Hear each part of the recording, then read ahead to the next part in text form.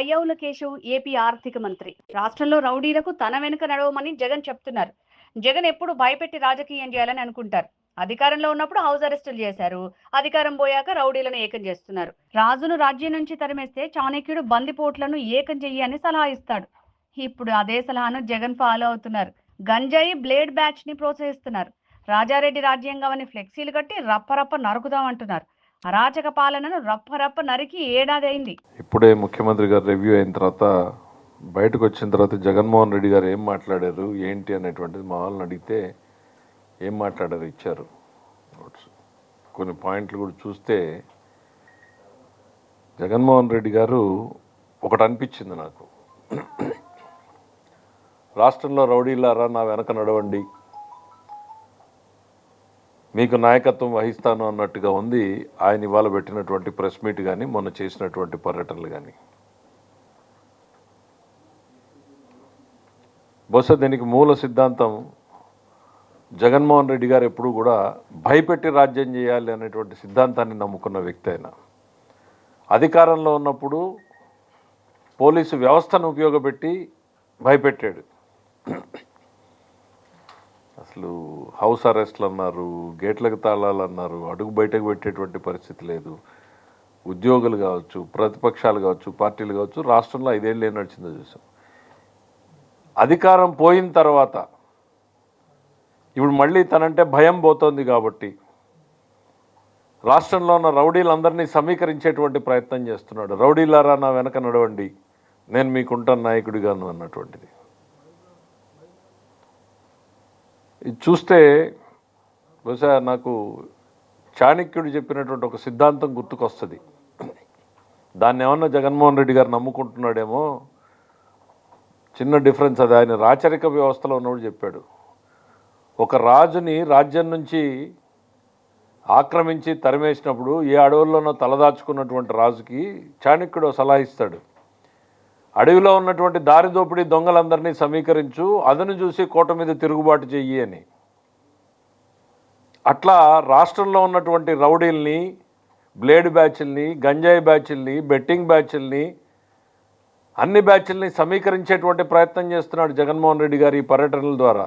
ప్రజల కోసమో, ప్రజల సంక్షేమం కోసమో, ప్రజల బాగోగుల కోసమో, ప్రభుత్వం మీద ఒత్తిడి తెచ్చే దానికోసమో కాదు. ఈ అరాచకాన్ని, అరాచకవాదుల్ని వెంటబెట్టుకుని మళ్ళీ తనంటే ఒక భయాన్ని సృష్టించాలి అనేటువంటి ఆయన నమ్ముకున్న రాజ్యాంగమే అది. వాళ్ళ తాత రాజ్యాంగాన్ని నమ్ముకున్నాడు కాబట్టి నిన్న వాళ్ళు ఓపెన్గా పెట్టుకున్నారు కదా, ఫ్లెక్స్ల్లో పెట్టుకున్నారు కదా, మా రాజారెడ్డి రాజ్యాంగం అని. మీకు ఇండియన్ డెమోక్రసీ మీద, భారత రాజ్యాంగం మీద నమ్మకం లేదు మీకు. మీరు రాజారెడ్డి రాజ్యాంగం అని డైరెక్ట్గా ఫ్లెక్సీలు పెట్టుకుని తిరిగారు. వీఆర్ డిక్లేరింగ్ ది వార్ అన్నారు. ఏంటి రప్ప నరుకుతామా? ఈ సినిమా కాదయ్యా జగన్మోహన్ రెడ్డి గారి, సినిమా కాదు, డెమోక్రసీ. కానీ మీ భాషా భావం, మీ మనసులో ఏ రకమైన ఆలోచనలు ఉన్నాయనేది బయటపడుతూ ఉంది. కరెక్ట్గా సంవత్సరం కూడా అలా ప్రజాస్వామ్యంలో అరాచక పాలనని రప్ప నరికేసి ప్రజలు. అది ఆ వర్డ్ కరెక్ట్ డెఫినేషన్ ఏమైనా తెలిస్తే అది. మీరు ఓటమి నుంచి కూడా ఏమీ పాఠం నేర్చుకున్నట్లు లేదు.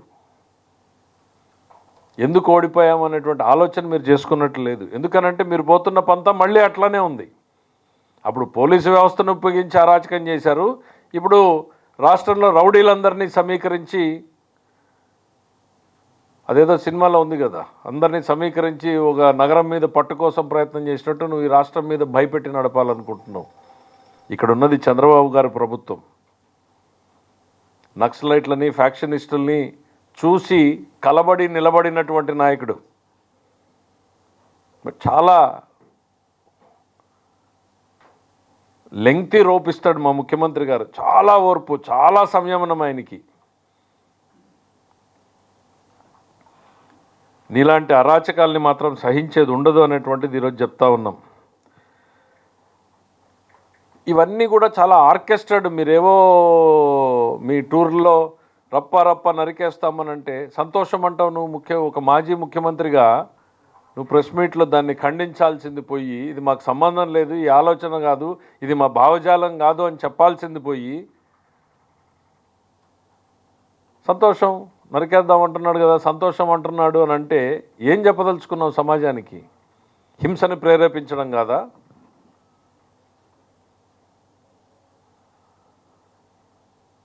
డిక్లేరింగ్ ది వార్, ఈ పదాలన్నీ ఎక్కడి నుంచి వస్తున్నాయి అని అంటే మీలో ఉన్నటువంటి ఆ ఫ్రస్ట్రేషన్, ప్రజల మీద ఫ్రస్ట్రేషన్, మీకు ప్రభుత్వం మీద తిరుగుబాటు కాదు, మీరు ప్రజల మీదే తిరుగుబాటు. ఎవరిని నరుకుతారు మీరు? ప్రజలనా?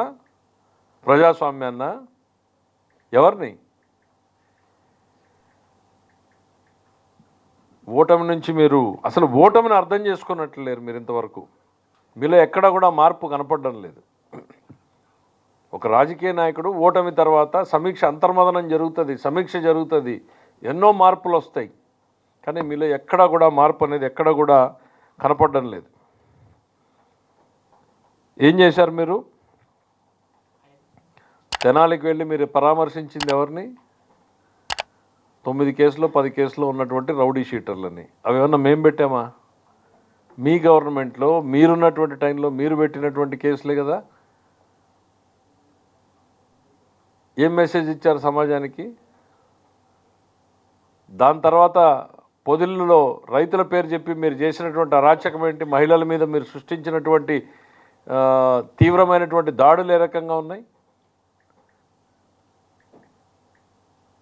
ఇక నిన్నటికి నిన్న నాగమల్లేశ్వరరావు గారి పేరు మీద చనిపోయిన సంవత్సరం తర్వాత విగ్రహ ప్రతిష్ఠ కోసం మీరు ఏదో వచ్చామని చెప్పి 2 చనిపోయారు మీ పార్టీ వాళ్ళు. కనీసం బండాపి నిలబడి వాళ్ళ పరిస్థితి ఏందని పలకరించావా? కర్కశ హృదయం మీది. ఒక్క సెకండ్ కూడా ఎవరు మీ వాళ్ళు ఆపలా. అతను కింద పడితే ఎత్తి అతను ఆడ రోడ్ డివైడర్ మీద పడేసి వెళ్ళిపోయారు. మళ్ళీ మా ప్రభుత్వం అతను 108 సర్వీసెస్ పంపించి హాస్పిటల్కి చేర్చింది, కానీ ప్రాణం పోయింది. 2 ప్రాణం పోతే కనీసం వాళ్ళని ఏంటి అనేటువంటి పరామర్శించేటువంటి ఓపిక లేదు. కానీ సంవత్సర క్రితం చనిపోయినటువంటి అదేంటి మళ్ళీ మా పాపం అంట, పోలీసులు బెదిరించారంట. ఎవరయ్యా గవర్నమెంట్లో ఉన్నది ఆ రోజున? ఎఫ్ఐఆర్ పెట్టిన రోజున గవర్నమెంట్లో ఉన్నది ఎవరు? జగన్మోహన్ రెడ్డి గారు. ద ఎఫ్ఐఆర్ కాపీ ఇది 5/7/2024. జగన్మోహన్ రెడ్డి గారే ఆపద్ధర్మ ముఖ్యమంత్రి. కౌంటింగ్ రోజు, కౌంటింగ్ తర్వాత రోజు జరిగినటువంటి సంఘటనలు ఇవన్నీ కూడా. బెట్టింగ్ కట్టాడు, బెట్టింగ్లో డబ్బులు ఊర్లో వాళ్ళందరూ వచ్చి ఆయన మీద తిరుగుబాటు ఏదో చేస్తే ఒకరు మీద ఒకరు పోయి పోలీస్ స్టేషన్లో కంప్లైంట్లు ఇచ్చుకున్నారు. మీ ప్రభుత్వంలో నువ్వు ముఖ్యమంత్రిగా ఉండగా జరిగినటువంటి సంఘటనలకి మేం బాధ్యులమా? మాకేం సంబంధం? నీకు అంత సంవత్సరం తర్వాత విగ్రహాన్ని పెట్టి ప్రేమను కనపరుస్తూ ఉన్నావు. మరి సొంత బాబాయ్ కుటుంబాన్ని పరామర్శించలేకపోయావు. 5 ఏళ్ళు 6 ఏళ్ళు అయిపోయినా బాబాయ్కి కూడా ఓ విగ్రహాన్ని పెట్టించుండొచ్చు కదా. విగ్రహాల పేరుతో పర్యటనలు చేసినటువంటి చరిత్ర మనకు ఉంది కదా. ఈ రాష్ట్రం మొత్తం మీద విగ్రహాలు పెట్టే పేరుతో రాజకీయం చేసినటువంటి చరిత్ర మనకున్నప్పుడు మరి ఆ సొంత బాబాయ్ కుటుంబాన్ని కూడా పరామర్శించి ఉండాల్సింది, ఆయనకు కూడా విగ్రహాన్ని పెట్టి ఉండాల్సింది.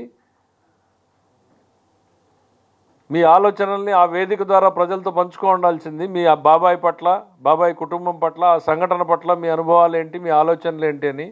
ఈరోజు నాగమల్లేశ్వరరావు గారు వేదిక మీదకి వెళ్ళి కులాల ప్రస్తావన ఎందుకండి? ఒక ముఖ్యమంత్రిగా ఉన్నప్పుడు మీరు అట్లే చేశారు, మాజీ ముఖ్యమంత్రిగా ఉన్నప్పుడైనా మీరు మారుతారనుకుంటే ఇప్పుడు అట్లనే మారుతా ఉన్నారు.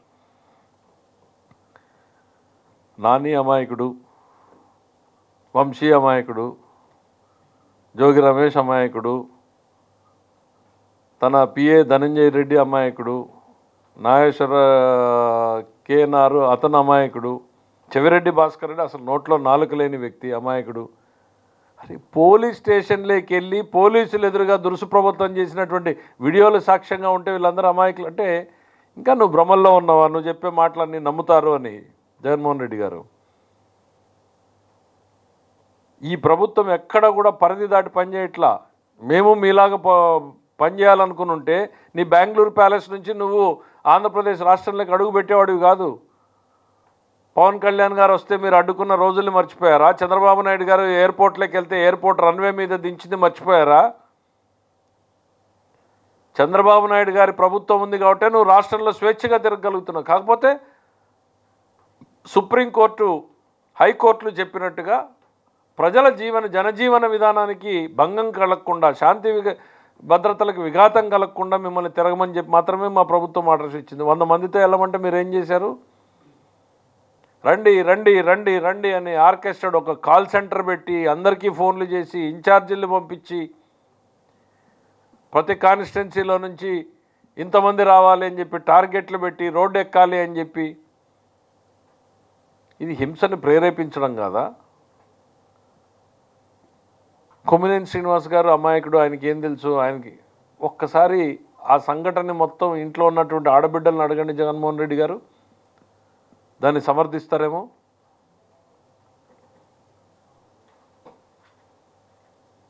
మీకు అట్లాంటి ఆలోచనలు ఉండవులే. ఇంకా సొంత తల్లి చెల్లి పరిస్థితి ఏంటి అనేటువంటిది అర్థమైంది. చెల్లి మీదనే నిఘా పెట్టినటువంటివి నీకు ఇవన్నీ పెద్దగా స్పందిస్తావు, పట్టించుకుంటావు అని అనుకోవడం కూడా మాకు భ్రమే అవుతుంది. జగన్మోహన్ రెడ్డి గారు పర్యటనల ద్వారా ఏం చెప్పదలుచుకున్నారు, ఏం చేయదలుచుకున్నారు? ఆయన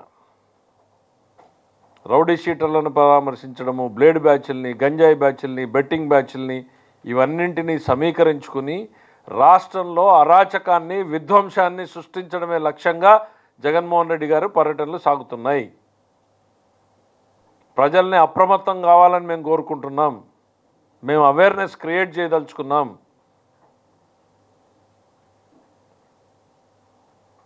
తన చుట్టూ ఒకవైపు ఓటమి భారం, మరోవైపు తనను వీడిపోతున్నటువంటి అనుచరగణం, మరోవైపు చుట్టుముడుతున్నటువంటి కేసులు, ఇంకా తన బలహీనపడిపోయి కుప్పకూలిపోతాననేటువంటి తరుణంలో ఈ రాష్ట్రంలో ఒక విధ్వంసాన్ని, అరాచకాన్ని సృష్టించి దృష్టి మరల్చాలి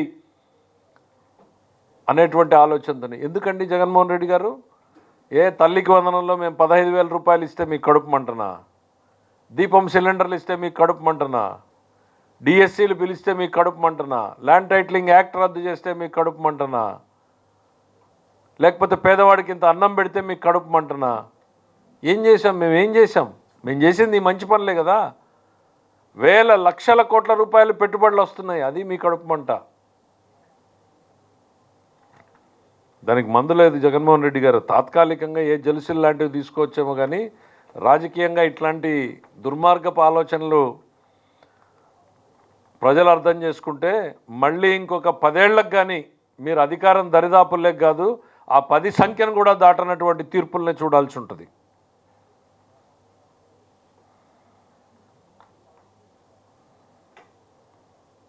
ఇంకా ఏంటి, వాళ్ళంతా అమాయకులని చాలా పెద్ద లిస్టు చెప్పాడు. వాళ్ళ మీద అక్రమ కేసులు